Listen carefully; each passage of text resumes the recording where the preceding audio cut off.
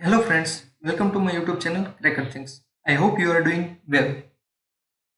आज हम यहाँ पे बहुत ही इंपॉर्टेंट करंट अफेयर्स डिस्कस करेंगे जो आपको कोई भी गवर्नमेंट एग्जाम के लिए बहुत ही फायदेमंद होगा और ये आपको कोई भी एक गवर्नमेंट एग्जाम क्रैक करने में हेल्प करेगा।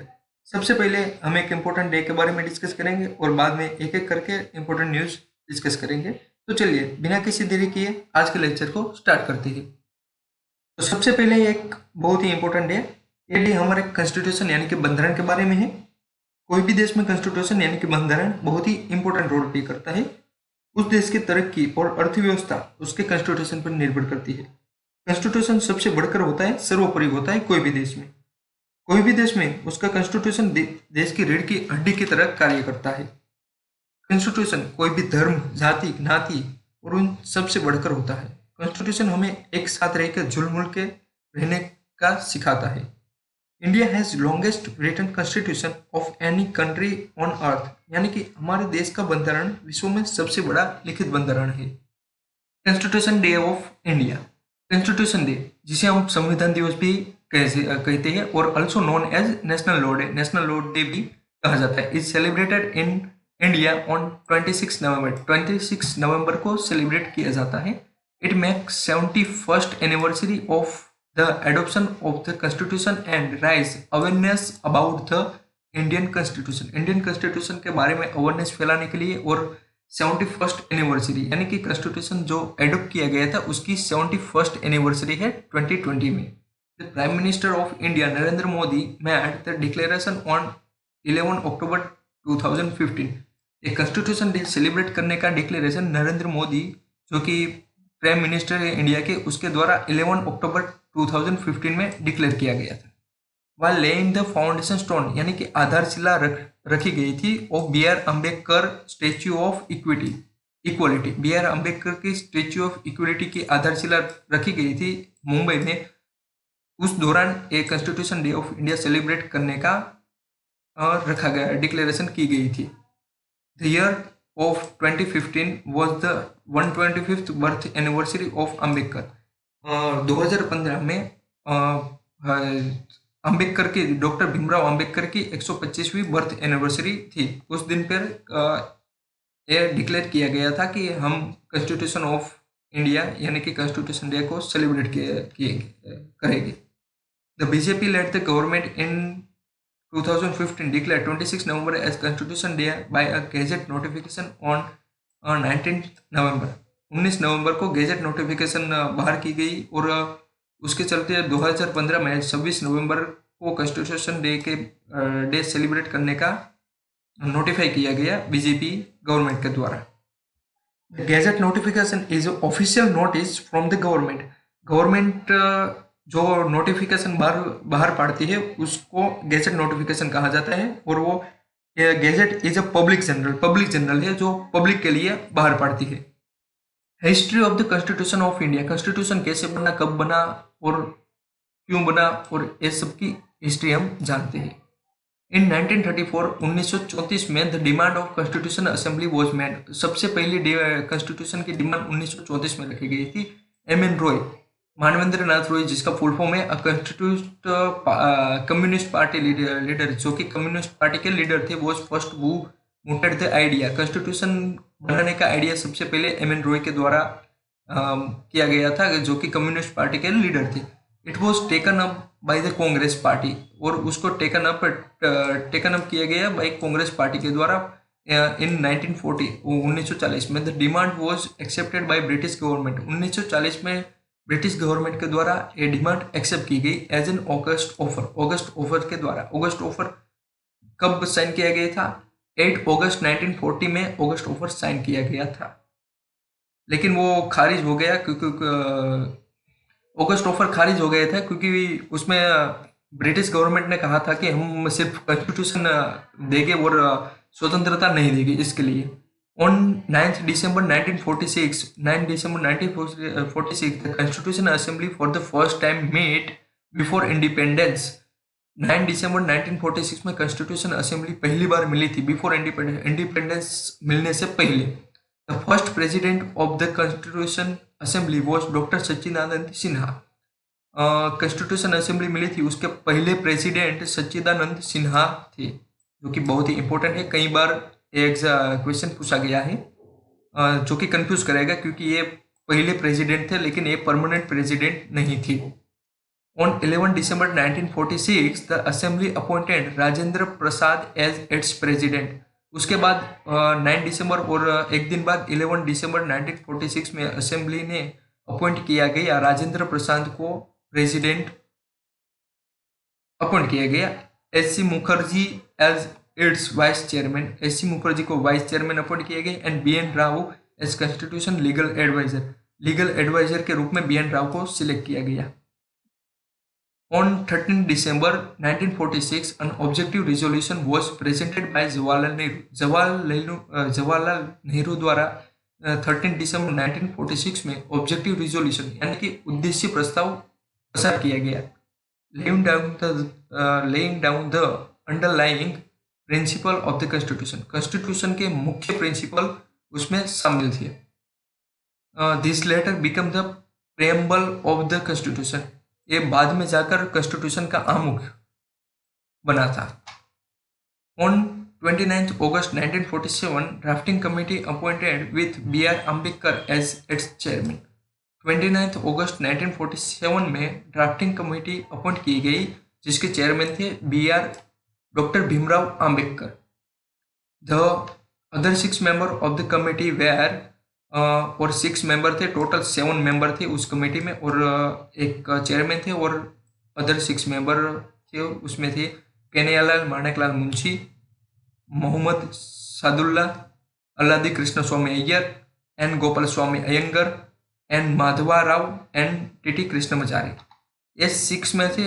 एन माधवा राव और टी कृष्णमाचारी बहुत ही इंपॉर्टेंट है, क्योंकि ये पहले से जब कॉन्स्टिट्यूट हुआ था कमेटी उसमें यह शामिल नहीं थी और बाद में उसको शामिल किया गया।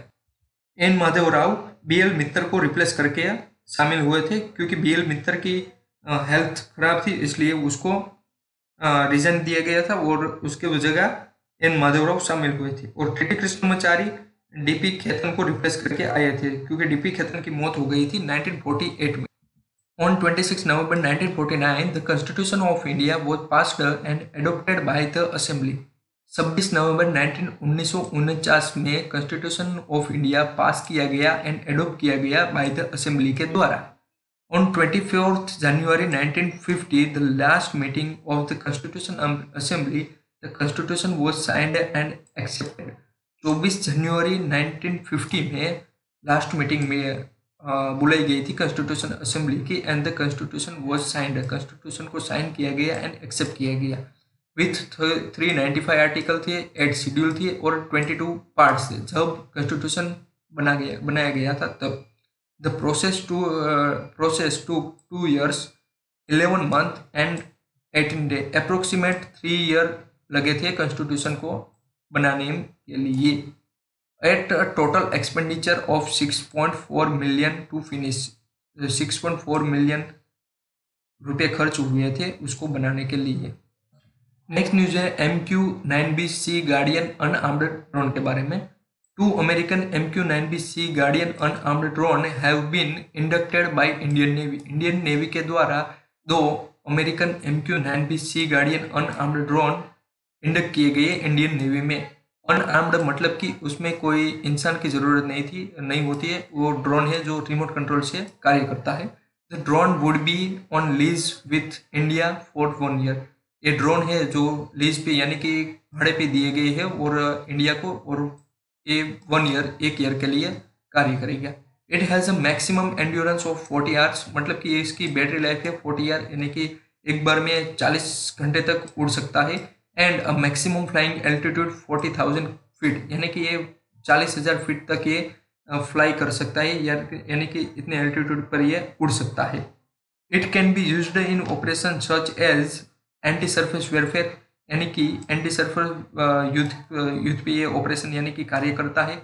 एंटी सबमरीन वेयरफेयर, एंटी सबमरीन युद्ध में भी ये इम्पोर्टेंट रोल प्ले करता है। ह्यूमैनिटेरियन असिस्टेंस, यानी कि इंसानों को असिस्ट करने के लिए यूज़ किया जाएगा। डिजास्टर रिलीफ यानी कि कोई भी डिजास्टर हुआ तो उसमें रिलीफ यानी कि बचाव कार्य के लिए भी यूज किया जा सकता है। सर्च एंड रेस्क्यू, शोधखोल और रेस्क्यू यानी कि बचाव के लिए भी यूज किया जा सकता है। लॉ एनफोर्समेंट, लॉ यानी कि कायदों को एनफोर्स यानी कि लागू करने के लिए भी ये यूज किया जा सकता है। ड्रग ट्रैफिकिंग को टैकल करने के लिए, इनलीगल इमिग्रेशन को टैकल करने के लिए, एंड पायरेसी को रोकने के लिए भी ये यूज किया जा सकता है। The drone are meant for carrying out surveillance in the Indian Ocean reason.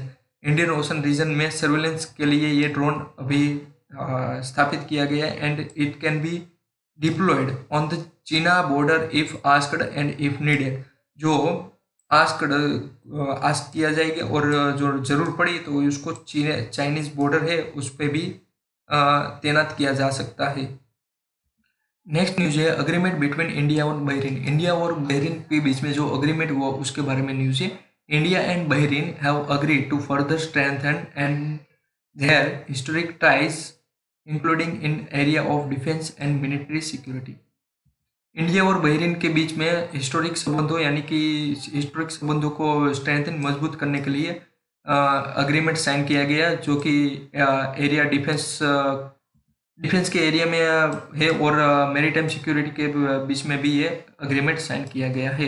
Bahrain is a member of Gulf Cooperation Council. Bahrain Gulf Cooperation Council का मेंबर है and sign Abraham Accord with Israel and the UAE. और Bahrain के द्वारा Abraham Accord को sign किया गया है with Israel और यूएई। इजराइल और यूएई के साथ में मिलकर अब्राहम अकॉर्ड को साइन किया गया है। और ये अब्राहम अकॉर्ड को मीडिएट यानी कि बिचौलिया का काम किया गया है यूएसए के द्वारा। GCC gulf Cooperation council was established bye an agreement concluded in 1981। 1981 में 1981 में अब्राहम अकॉर्ड क्या गल्फ कोऑपरेशन काउंसिल को एस्टैब्लिश किया गया था अमंग बहरीन, कुवैत, ओमान, कतार, सऊदी अरेबिया एंड यूएई। ये 6 कंट्री है उसके मेंबर है। बहरीन, कुवैत, ओमान, कतार, Saudi Arabia and United Arab अमीरात UAE. The Abraham Accord between Israel and the United Arab Emirates and Bahrain is mediated by USA. USA द्वारा ये Abraham Accord को mediate किया गया है। It is the first Arab Israeli peace deal in 26 years. पिछले 26 साल में ये पहली अरब इजराइल पीस डील है। इंडिया और बहरीन के जो अग्रीमेंट हुआ वो defence, maritime security, space technology, trade and investment, infrastructure, IT, fintech, health, hydrocarbon and renewable energy के बारे में कार्य करेगा और बात करेगा। Both side affirm to further strengthen their कोविड-19 रिलेटेड कोऑपरेशन। मतलब कि कोविड-19 को टैकल करने के लिए भी ये दोनों देश साथ में मिलकर कार्य करेंगे। Bahrain appreciated the assistance provided by the India during the pandemic through the supply of medicine, medical equipment and medical profession. Covid pandemic के चलते इंडिया द्वारा medicine, medical equipment and medical profession की सहायता की गई थी बहरीन को। उसके लिए उसको बहरीन ने अप्रिशिएट किया गया है इंडिया के एक कार्य को। They expressed satisfaction on the operationalization of the air bubble agreement between the two countries. India और बहरीन के बीच में एयर बबल अग्रीमेंट हुआ था, उसके लिए उस बहरीन ने सेटिस्फैक्शन जताया है यानी कि सेटिस्फाई है बहरीन। एयर बबल अग्रीमेंट जिसे हम ट्रैवल कॉरिडोर और ट्रैवल बबल्स भी कहते हैं। एयर बबल एक अग्रीमेंट है जो एक दूसरे को सुरक्षित मानती है और दोनों देश को यात्रियों को बिना किसी प्रतिबंध के दोनों तरफ से उड़ान भरने की अनुमति देता है। 2019 में इंडिया द्वारा 4.2 मिलियन $US का रीडेवलपमेंट प्रोजेक्ट जो कि कृष्णा टेम्पल है उसके लिए लॉन्च किया गया था। जो कि कृष्णा टेम्पल है वो बहरीन की कैपिटल मन्नमा में स्थित है। नेक्स्ट न्यूज है पर्सन स्पेसिफिक न्यूज। जॉर्ज बार्सली जिसे इलेक्ट किया गया है chairman of ICC. Indian cricket Council के चेयरमैन के तौर पे जॉर्ज बार्सली को इलेक्ट किया गया है। New Zealand George Barclay has been elected as the new independent chairman of the International Cricket Council. The head of the New Zealand cricket team, Barkley beat Imran Khwaja in the second round of voting. Imran Khawaja को tackle करके यानी कि उसको पराजित करके George Barclay become the chairman of Indian cricket council. Imran was interim chairman, Imran interim chairman थे after the Shashank Manohar step down, यानी कि उसके द्वारा रिजाइन किया गया और उसके तौर पे इंटरिम चेयरमैन अब तक के थे इमरान ख्वाजा। जुलाई दिस ईयर को शशांक मनोहर के द्वारा स्टेप डाउन किया गया था। Barclay has served as a director of New Zealand cricket since 2012 से न्यूजीलैंड क्रिकेट के डायरेक्टर थे Barclay. He was director of 2015 men's world cup, 2015 के मैंस वर्ल्ड कप जो कि ऑस्ट्रेलिया एंड न्यूजीलैंड में हेल्ड यानी कि आयोजित किया गया था, उसके डायरेक्टर भी रहे गए हैं। He is also an experienced company director, company के डायरेक्टर भी रहे गए, holding board position with various New Zealand and Australian company. Board की पोजीशन पर भी ये रह गए हैं, various New Zealand and Australian companies के बोर्ड के पोजीशन पर भी ये रह गए हैं।